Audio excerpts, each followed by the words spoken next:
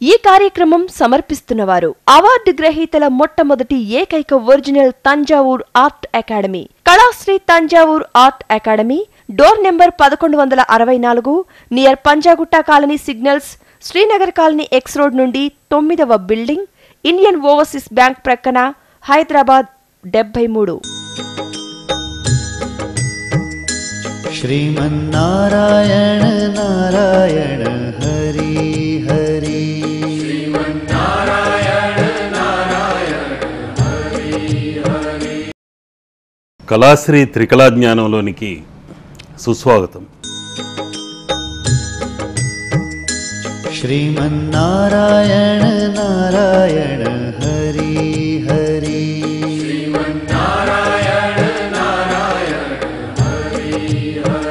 ప్రతివారం ఒక్కొక్క సంకేతం గురించి, ముద్ర గురించి, దేవతామూర్తులలో నిద్రాణమైన మహోన్నత శక్తి గురించి, అందులో దాగిన అదృష్ట తరంగ తత్వాన్ని గురించి ప్రతివారం మీకు వివరించి చెప్తున్నాను. మన సంస్కృతిలో దాగిన మహోన్నతమైన శక్తివంతమైన చైతన్యం ప్రతి మూర్తులలోనూ దాగి ఉంటుంది.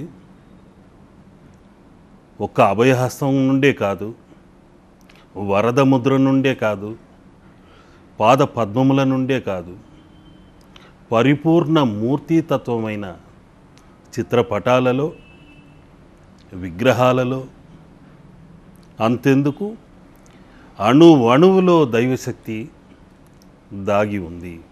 అందుకనే పూర్వీకులు ప్రతి చెట్టును, పుట్టను, రాయిని, రప్పని కూడా దేవతామూర్తులుగా పూజించారు. ప్రతి దేవతామూర్తి అనుగ్రహతత్వమైనది. ప్రతి అణువులోనూ, పరమాణువులోనూ శక్తితత్వం నిండి ఉంది అని ఏనాడో యోగులు, మహర్షులు వేదకాలంలోనే చెప్పారు. ఎందుకంటే ఇందుగలడు అందులేడని సందేహం వలదు, ఎందెందు వెతికినా అందందే కలడు అని ప్రహ్లాదుడు హిరణ్యకశిపుడితో అన్నాడు. ఆ తర్వాతే గుమ్మం పైన ఆ హిరణ్యకశిపుడిని సంహరించాడు నరసింహస్వామి. ఈ స్తంభంలో దాగి ఉన్నాడా అన్నప్పుడు ఎందుకు లేడు, సర్వదా శతదా అన్ని అణువుల్లోనూ ఆయనే నిండి ఉన్నాడు అని చెప్పినప్పుడు ఆ హిరణ్యకశిపుడు స్తంభాన్ని విరగొట్టడం, ఆ స్తంభం నుండి నరసింహస్వామి అవతరించటం, సంహరించటం జరిగింది. కాబట్టి ప్రతి అణువు భగవంతుడి అనుగ్రహంతో, శక్తితత్వంతో నిండి ఉంది. ఇప్పుడున్న సైంటిస్టుల కంటే మహాశక్తివంతమైన సైంటిస్టులు మన యోగులు, ఋషులు. ఎందరో సిద్ధపురుషులు అణువులోని ప్రతి శక్తిని పరిశోధించి అందులో దాగిన తత్వాన్ని వివరించి చెప్పారు. అణుశక్తి గురించి, అగ్ని తత్వాన్ని గురించి ఆ రోజుల్లోనే వివరించి చెప్పారు. అగ్నికి 2 తలలు ఉంటాయి. అది 2 తలలు, ఒకటి పాజిటివ్, ఒకటి నెగటివ్. ఆ తత్వాన్ని ఈరోజు కూడా మనం పాటిస్తున్నాం. విద్యుత్ శక్తి నుండి నెగిటివ్ అనే తీగ ఒకటి ఉంటుంది, పాజిటివ్ అన్న తీగ ఉంటుంది. 2 ఏకమై విద్యుత్ శక్తి అన్నది ఉత్పన్నమవుతుంది. ఈ విద్యుత్ తరంగాలను మనవారు ఏనాడో వేదకాలంలోనే సృష్టించారు. జల విద్యుత్ అన్నారు, పవన విద్యుత్ అన్నారు, ఆ అగ్నికి 2 తలలు ఉంటాయి అన్నారు. అదే విద్యుత్ శక్తి అన్నది.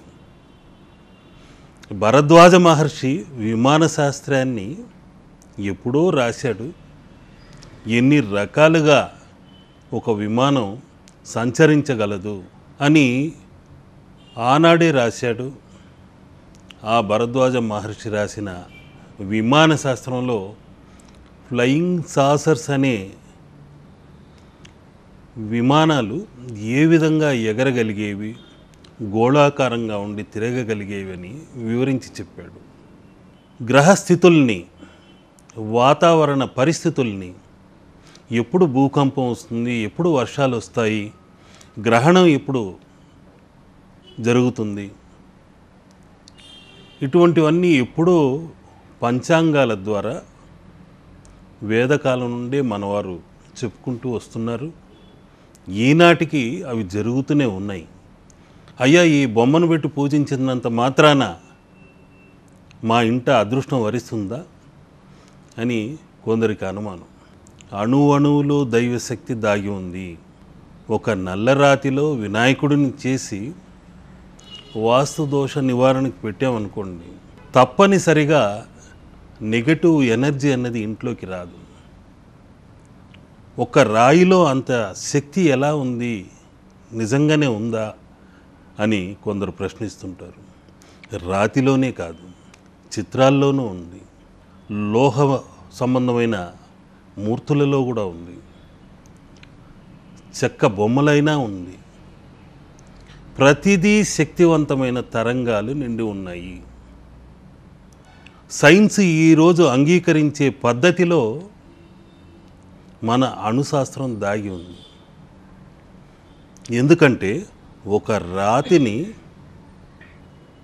బద్దలు చేసి అణువు నుండి పరమాణువులోనికి సూక్ష్మంగా వెళ్ళి ఆ పరమాణువులోని కేంద్రకం వద్ద న్యూక్లియస్ అనే చోట ధనావేశితమై న్యూట్రాన్లు, ప్రోటాన్లు దాని చుట్టూ రుణావేశితమై ఎలక్ట్రాన్లు సంచరిస్తుంటాయి, పరిభ్రమిస్తుంటాయి. ఈ త్రిమూర్తి తత్వమే ఎలక్ట్రాన్లు, ప్రోటాన్లు, న్యూట్రాన్లు. ఇవి లేకుంటే అణువు అన్నది లేదు, అణుశక్తి అన్నది లేదు. ఈ త్రిశక్తి తత్వమే త్రిమూర్తులు, ఓంకార తత్వం. అది ప్రతి ప్రతిమలో కూడా ప్రతిధ్వనించే సూక్ష్మాణువులు ఉన్నాయి. ఆ సూక్ష్మాణువుల్లో త్రిమూర్తి తత్వంతో, ఓంకార తత్వంతో ఆ ఊమా సరస్వతి, లక్ష్మి, పార్వతి, ఈశ్వరుడు, బ్రహ్మ, విష్ణువు, ఇలా త్రిశక్తి తత్వముతో ఉంది. ఒకటి సృష్టింపచేసేది, మరొకటి జీవింపచేసేది, ఇంకొకటి లయం చేసుకునేది. ఈ అణుశాస్త్రంలో ఎంత సైన్స్ దాగి ఉందో దైవంలో దాగి ఉన్న సైన్స్ కూడా అలాంటిదే. అదే నిజమైన నగ్న సత్యం. శిలలో శక్తి లేదన్న వారిని ఏమనాలి? నమ్మిన వాడికి భగవంతుడున్నాడు, లేనివాడికి ఏమీ లేదు. నిర్భాగ్యులని మార్చలేము, అదృష్టవంతుడి అదృష్టాన్ని చెరపలేము. కాబట్టి పరిపూర్ణమైన నమ్మకంతో, దైవ సంకల్పంతో చిత్రాలు చిత్రీకరించిన, శిల్పాలు చెక్కిన, స్వీకరించిన, మనం ఇంకొకరికి ఇస్తున్న మన అదృష్ట తరంగాల్ని 72,000 నాడుల నుండి ప్రసరింపచేసి, ఆ చిత్రంలోకి ఆవేశింపచేసి, ధనావేశితమై, రుణావేశితమై ఎలక్ట్రాన్లు, న్యూట్రాన్లు, ప్రోటాన్లు ఇటువంటివన్నీ సూక్ష్మాణు తత్వంతో స్వీకరిస్తున్నాయి. అందులో ప్రసరింపచేస్తున్నాము. తీసుకునే వారి చేతులకు ఆ విద్యుత్ శక్తి తరంగాలు ప్రవహిస్తున్నాయి.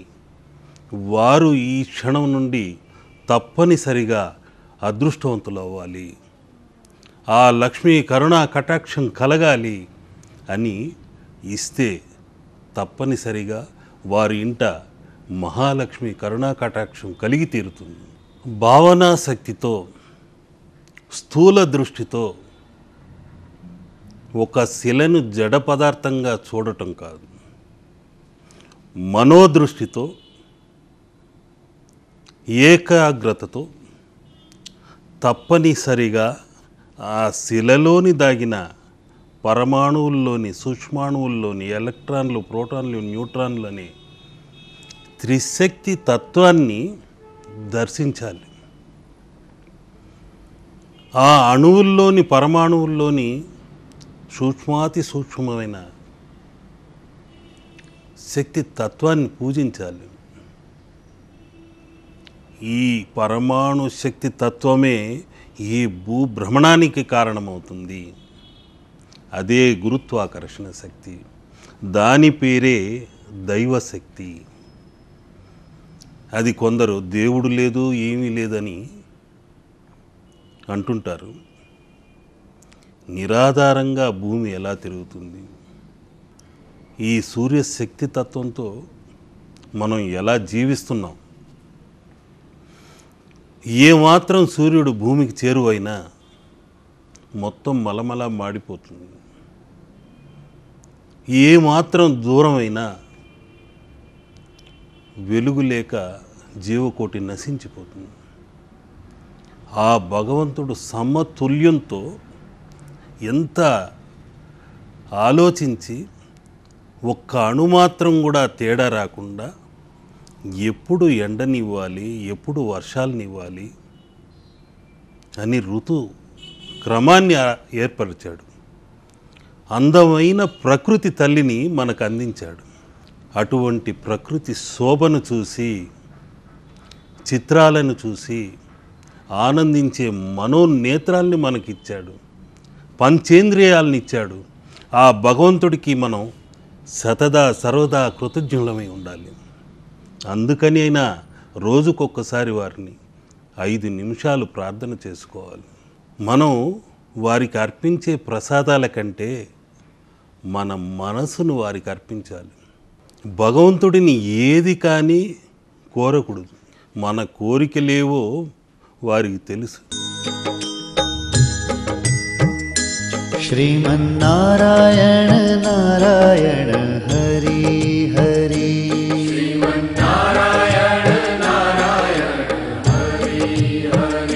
నేను కిందటి కార్యక్రమంలో వశీకర మంత్రాన్ని చెప్పాను. ఆ వశీకర మంత్రాన్ని గురించి తెలిపిన వెంటనే, అయ్యా మా భార్య నేను చెప్పినట్టు వినటం లేదు, ఆ వశీకర యంత్రం లిఖించిన వెంటనే ఆమె నేను చెప్పినట్టల్లా వినేలా చెయ్యాలి, దానికి ఇంకేదైనా మరో మహత్తర మంత్రం ఏదైనా ఉందా చెప్పండి, నా భర్త నేను చెప్పినట్టే వినాలి, ఇంకెవరిని కన్నెత్తి చూడకూడదు, అటువంటి మంత్రం ఏదైనా ఉంటే చెప్పండి. ఇలా రకరకాలుగా ప్రశ్నిస్తున్నారు. అది మహానేరము, తప్పు కూడా. ఎవరిని ఎవరూ లొంగ తీసుకోలేరు. ఒక్క ప్రేమతో, అభిమానంతో మాత్రమే ఒక మనిషిని వశీకరణ చేసుకోవచ్చు. ఎప్పుడైతే మీలో పాజిటివ్ అనే తత్వం ఉంటుందో అటువైపు కూడా పాజిటివ్గానే ఉంటుంది. మీరు నవ్వుతూ అద్దంలో చూశారనుకోండి, అద్దంలో కూడా చిరునవ్వుతో మీ ముఖం కనిపిస్తుంది. వికృతంగా ముఖం పెట్టి చూస్తే ఎలా ఉంటుందో అలాగే ప్రతిఫలిస్తుంది. మీ ప్రతిబింబం ఎలా ఉంటుందో మీ మనసులోని దర్పణము, ఎదుటివారి మనసులోని దర్పణము ఒకేలా ఉంటాయి. అందుకనే ఒక యంత్రాన్ని లిఖించేటప్పుడు కూడా మనం స్వార్థం లేకుండా నిస్వార్థంగా లిఖించాలి. చిత్రాన్ని కూడా అదేవిధంగా లిఖించాలి. మంత్ర తంత్ర యంత్రతత్వముతో ఓంకారాన్ని జపిస్తూ శ్రీకార తత్వాన్ని, అదృష్ట తరంగాల్ని అందులో నింపుతూ ఓం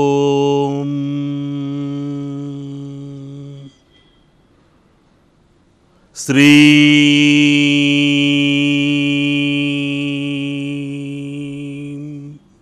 ఆ సరిగమ పదనిసల ఆరోహణ అవరోహణ ఎలా ఉందో అదేవిధంగా మనలో కూడా షట్చక్ర తత్వమైన చక్రాలు ఉన్నాయి. 7వ చక్రమే సహస్రారం. ఈ 7 స్వరాలను మనం పూరించాలి. 7 చక్రాలను చైతన్యవంతం చేయాలి. ఆ తర్వాతే ఒక యంత్రాన్ని కానీ మంత్రాన్ని కానీ తంత్రాన్ని కానీ మనం ప్రయోగించాలి. అప్పుడే మహోన్నతమైన శక్తివంతమైన తరంగాలు మన నుండి బయటపడతాయి.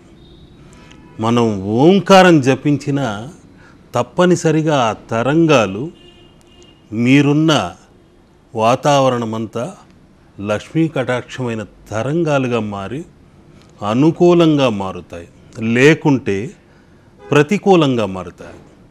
మీరు ఓం అంటూ లోపల ఈ పక్కింటి వారిని గురించో పొరుగింటి వారిని గురించో ఆలోచిస్తూ, లేకుంటే భర్త తప్పనిసరిగా మనం చెప్పినట్టు విని తీరాలి, భార్య తప్పనిసరిగా మనం చెప్పినట్టే వినాలి, కుక్కలా తోకాడించుకుంటూ వెనకే రావాలి అది అని స్వార్థ చింతన అనేది ఉండకూడదు. నిత్యం నిస్వార్థంతో దైవానుగ్రహంతో అన్ని ఆత్మలలోని పరమాత్మలు సమానమే. కాబట్టి నేను జపిస్తున్న ఈ మంత్రం వలన నా భర్త కానీ భార్య కానీ అనుకూలంగా ఉండాలి, నాతో అన్యోన్యంగా ఉండాలి అనుకోవాలే కానీ వశీకరించబడేది కాదు. అన్యోన్య తత్వంతో కలిసి మెలిసి ఉండేదే ఒక వశీకరణ మంత్రం అంటున్నాను. అందుకనే ఒక మంత్రాన్ని మనం జపించినా పరిపూర్ణంగా ఫలిస్తుందా అంటే 50% మాత్రమే మార్కులు వేయగలం. ఎందుకంటే మంత్రయుగం అన్నది రాముడితోనే అంతమైంది, తంత్రయుగం అన్నది కృష్ణుడితో అంతమైంది. ఇప్పుడు జరిగే యుగం యంత్రయుగం. ప్రతిదీ యంత్రతత్వమే. ఒక ఫ్యాన్ కింద గాలి తీసుకున్న అది యంత్రంలా తిరుగుతుంటేనే మనం గాలిని స్వీకరించగలం. ఏసీ అయినా అంతే, టీవీ అయినా అంతే, మోటార్ అయినా అంతే, వాహనాలైనా అంతే. యంత్రతత్వముతో నడవబడుతున్న యంత్రకాలం ఇది. చివరికి మనుషులు కూడా యంత్రాల్లా తయారైపోయారు, యాంత్రికమైన జీవనాన్ని గడుపుతున్నారు. ఈ యాంత్రిక యుగంలో మనుషులు యంత్రాల్లాగా యాంత్రిక తత్వంతోనే ఉన్నారు. ఒక్కొక్కసారి వీరిని అందరినీ చూస్తుంటే చాలా జాలేస్తుంది. ఏదో యంత్రాల్లా పరుగులు తీయటం, బస్సులు ఎక్కటం, ఆటోలు ఎక్కటం, వాహనాలు నడపటం, మళ్ళీ ఇల్లు గూడు చేరుకున్న వెంటనే ఆదరా బాదరా తిని పొద్దుటే నిద్ర లేవాలి, పరిగెత్తాలి, సంపాదించాలి. యంత్రాల్లాగా పాపం పరుగులు తీస్తూనే ఉన్నారు. వెనకే వారిని తరుముకుంటూ వస్తుంటుంది ధరలు, రెంటు, కరెంటు, ఎన్నెన్నో బిల్లులు వెన్నాడుతూ వస్తుంటాయి. ఆ బిల్లుల్ని కట్టడానికే సరిపోతుంది వారి నెల జీతం. సామాన్య మానవుడి జీవితం భారంగా మారి యంత్రాల్లాగా అయిపోయారు. బంధువులు వస్తే భయపడిపోయి గజగజలాడిపోతున్నారు. వారు రాబందుల్లా కనిపిస్తున్నారు. ఆప్యాయంగా మాట్లాడడానికి కూడా భయపడుతున్నారు. ఎక్కువ ఆప్యాయతతో మాట్లాడుతుంటే, వారు ఎక్కువ రోజులు తిష్టవేసి కూర్చుంటే ఆ ఖర్చులు ఎలా భరించాలబ్బా అని గజగజలాడుతున్నారు. ఒకప్పుడు బంధువులు వస్తే అబ్బా ఇంత దూరం నుండి మన కోసం వచ్చారు వెతుక్కుంటూ అని ఆతిథ్యం ఇచ్చేవారు. అతిథి దేవో భవ అని ఒక్క మన సంస్కృతిలోనే దాగి ఉంది. అతిథి దేవుడితో సమానము. అందుకని అతిథి దేవో భవ, గురుదేవో భవ, మాతృదేవో భవ అంటూ వీరినంతా దేవతారూపంగా పూజించి ఆరాధించి వారికి పూజలు చేసి ఆతిథ్యం ఇచ్చి భోజనాలు పెట్టేవారు. ఈ రోజుల్లో అవి పోయి గజగజలాడి భారంతో ఏం చెప్పాలో ఎలా వెళ్ళమనాలో చెప్పలేక కృంగిపోతున్నారు. ఈ విధంగా యంత్రతత్వంతో మనుషులు ఉన్నారు. ఈ యాంత్రికమైన యుగానికి సంబంధించి కొన్ని యంత్రతత్వ రూపంతో ఉన్న చిత్రాల్ని అందుకనే చిత్రిస్తున్నాను. అందరి ఇంట అదృష్టాల పంట పండించడానికి, అందులో దాగిన దైవశక్తి వారికి లక్ష్మీ కటాక్షం కలిగించడానికి నిత్యం ఒక తపస్సులా నేను ఈ చిత్రాల్ని తయారు చేసి చిత్రీకరించి అందరికీ పూజలు చేసి మరీ అందిస్తున్నాను. ఎవరికి కానీ పోస్టు ద్వారా పంపించడం లేదని నిక్కచ్చిగా చెబుతున్నాను. దయచేసి ఎవరూ బాధపడకండి. ఎప్పుడు మీకు వీలైతే అప్పుడు వచ్చి పూజలు అందుకొని మీ రాశికి తగ్గట్టు, సంఖ్యకు తగ్గట్టు అనుకూలమైన దేవతా చిత్రాలను తీసుకోండి. ప్రతి వారం నేను శ్రీకార చిత్రాన్ని దేవాలయ నిర్మాణానికి, నిస్సహాయ స్థితిలో ఉన్నవారికి అందచేయడానికి 9,000 రూపాయలని ధర నిర్ణయించాను. ఆ ధర నిస్సహాయ స్థితిలోని వారి దరహాసం కోసం మాత్రమే అని దయచేసి గుర్తుంచుకోండి. ఇంకొక విషయం ఏంటంటే, రేపటి కార్యక్రమంలో చిత్రించబోయే శ్రీకార లక్ష్మిని ఝాన్సీ గారు శ్రీనగర్ కాలనీలోని